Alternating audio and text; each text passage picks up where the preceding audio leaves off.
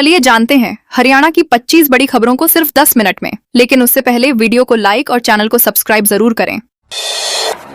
हरियाणा में jewellery shop लूटने वाले बदमाश का एनकाउंटर। फरीदाबाद में क्राइम ब्रांच और कुख्यात बदमाश धर्मवीर उर्फ बाबू के बीच मंगलवार तड़के मुठभेड़ हो गई। सरूरपुर में 64 लाख रुपए की ज्वेलरी लूट के मामले में वांछित आरोपी पुलिस की जवाबी फायरिंग में घायल हो गया और गिरफ्तार कर लिया गया। उसके पैर में गोली लगी है, फिलहाल अस्पताल में इलाज चल रहा है। आरोपी पर हरियाणा और यूपी में लूट व हत्या समेत करीब 11 संगीन मामले दर्ज हैं। इस केस में उसके 2 साथी पहले ही पकड़े जा चुके हैं। पुलिस का कहना है कि डिस्चार्ज के बाद आरोपी से पूछताछ कर पूरे नेटवर्क का खुलासा किया जाएगा।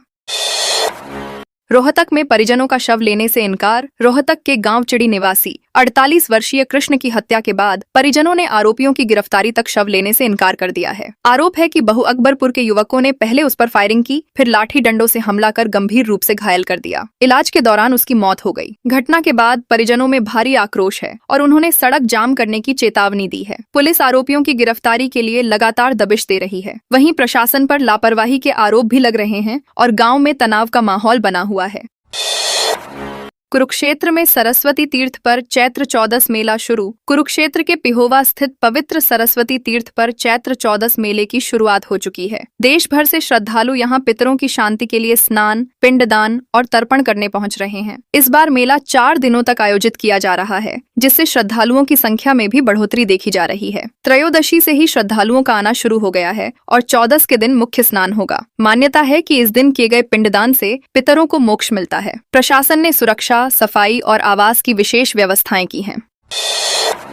कुरुक्षेत्र की एजेंसी से वाहन चुराने वाला सेल्स एजेंट गिरफ्तार। कुरुक्षेत्र में स्कूटी एजेंसी से 9 नई एक्टिवा चोरी के मामले में पुलिस ने बड़ा खुलासा किया है। इस चोरी को अंजाम देने वाला एजेंसी का ही सेल्स एजेंट हरमनप्रीत सिंह निकला, जिसे गिरफ्तार कर लिया गया है। आरोपी ग्राहक को स्कूटी दिखाने के बहाने गोदाम से निकालता और उन्हें अपने ठिकाने पर छिपा देता था। करीब 5 महीने से काम कर रहा यह एजेंट धीरे धीरे स्कूटियां गायब करता रहा। स्टॉक चेक के दौरान चोरी का पता चला। पुलिस ने आरोपी के कब्जे से सभी 9 स्कूटियां बरामद कर ली हैं और आगे पूछताछ जारी है।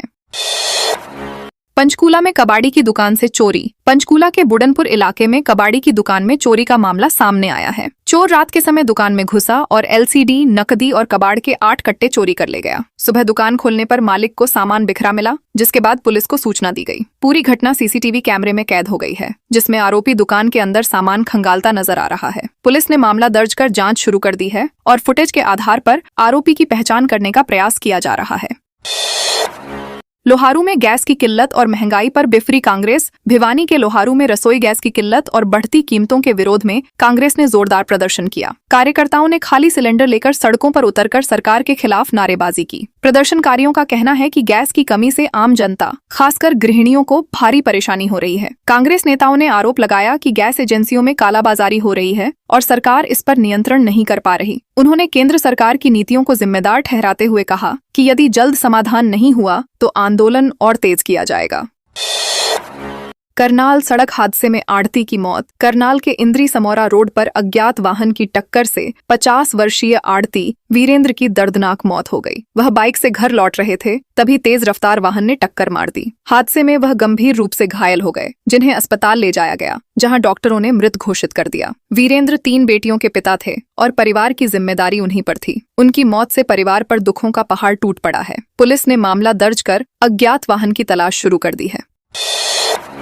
गुरुग्राम में मेट्रो बैरिकेड्स से टकराकर पलटी कार। गुरुग्राम के सुभाष चौक के पास सुबह एक बड़ा सड़क हादसा हो गया, जहां टाटा नेक्सन कार मेट्रो निर्माण के बैरिकेड्स से टकराकर पलट गई। हादसा सुबह करीब 6:40 पर हुआ, जिससे इलाके में लंबा जाम लग गया। प्रत्यक्षदर्शियों के अनुसार एक बैरिकेड अचानक तिरछा हो गया, जिससे कार उसमें फंसकर पलट गई। राहगीरों ने तुरंत कार का शीशा तोड़कर ड्राइवर को बाहर निकाला। गनीमत रही कि ड्राइवर को गंभीर चोट नहीं आई, लेकिन वह सदमे में है। पुलिस ने मौके पर पहुंचकर स्थिति को नियंत्रित किया।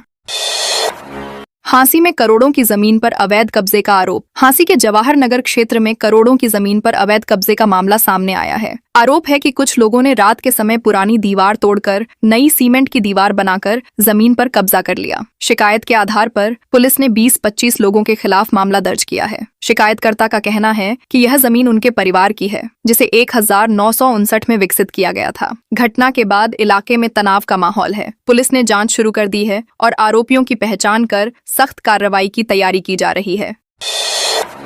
जींद फैक्ट्री, आग से झुलसी 2 और महिलाओं की मौत। जींद के सफीदों स्थित रंग फैक्ट्री में लगी आग में झुलसी 2 और महिलाओं कश्मीरी और रानी ने रोहतक पीजीआई में दम तोड़ दिया, जिससे मृतकों की संख्या बढ़कर 12 हो गई है। सभी मृतक महिलाएं ही हैं, जिससे घटना की गंभीरता और बढ़ गई है। यह हादसा 7 मार्च को भाट कॉलोनी में हुआ था, जहां फैक्ट्री के गेट पर ताला लगा होने के कारण महिलाएं बाहर नहीं निकल सकीं। वहीं प्रशासन ने कार्रवाई करते हुए एक अवैध पटाखा फैक्ट्री भी पकड़ी है। घटना के बाद सुरक्षा व्यवस्था पर सवाल उठ रहे हैं। पंचकुला के खैर कटाई प्रकरण में रिमांड पर 3 आरोपी। पंचकुला के आसरेवाली स्थित वाइल्ड लाइफ सैंक्चुरी में खैर के पेड़ों की अवैध कटाई के मामले में पुलिस ने कार्रवाई तेज कर दी है। इस मामले में गिरफ्तार 10 आरोपियों को कोर्ट में पेश किया गया, जहां से 7 को न्यायिक हिरासत में भेज दिया गया, जबकि 3 आरोपियों को पुलिस रिमांड पर लिया गया है। जांच में सामने आया है कि करीब 1100 खैर के पेड़ काटकर चोरी किए गए थे। इस बड़े घोटाले को लेकर एसआईटी का गठन किया गया है और लगातार आरोपियों की गिरफ्तारी की जा रही है। पुलिस अब रिमांड पर लिए गए आरोपियों से पूछताछ कर पूरे नेटवर्क का खुलासा करने में जुटी है।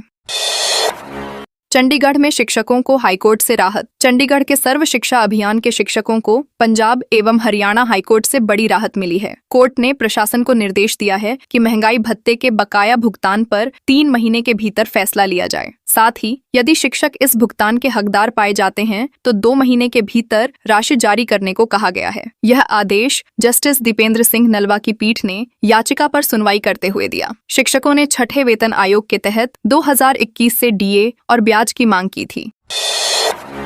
हांसी के मनवीर सिंह असिस्टेंट प्रोफेसर बने। हांसी के नारनौंद उपमंडल के मनवीर सिंह का चयन असिस्टेंट प्रोफेसर के पद पर हुआ है, जिससे पूरे क्षेत्र में खुशी की लहर है। साधारण परिवार से आने वाले मनवीर ने अपनी स्कूली शिक्षा नारनौंद के सरकारी स्कूल से पूरी की और फिर स्नातक व स्नातकोत्तर की पढ़ाई पूरी की। वर्तमान में वे भूगोल विषय में पीएचडी भी कर रहे हैं। उनके शिक्षकों का कहना है कि मनवीर शुरू से ही मेहनती और लक्ष्य के प्रति समर्पित रहे हैं। उनकी इस सफलता से युवाओं को प्रेरणा मिल रही है और परिवार में गर्व का माहौल है।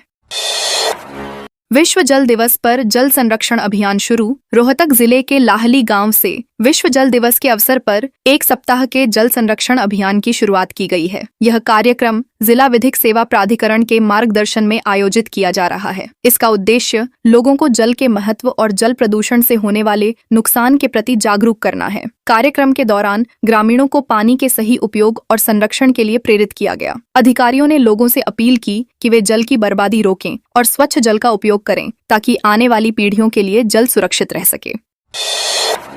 रोहतक एसडीएम के व्यवस्थाएं दुरुस्त करने के निर्देश। रोहतक जिले के महम में एसडीएम विपिन कुमार ने मंडियों में फसल खरीद को लेकर व्यवस्थाएं दुरुस्त करने के निर्देश दिए हैं। उन्होंने मंडी का दौरा कर खरीद प्रक्रिया और सुविधाओं का जायजा लिया। अधिकारियों को निर्देश दिए गए कि किसानों के लिए पेयजल, बिजली, शौचालय और बैठने की व्यवस्था सुनिश्चित की जाए। साथ ही मंडी परिसर में साफ सफाई पर विशेष ध्यान देने को कहा गया है। एसडीएम ने स्पष्ट किया कि किसानों को किसी भी प्रकार की असुविधा नहीं होनी चाहिए और खरीद प्रक्रिया पूरी तरह पारदर्शी और सुचारू रूप से संचालित होनी चाहिए।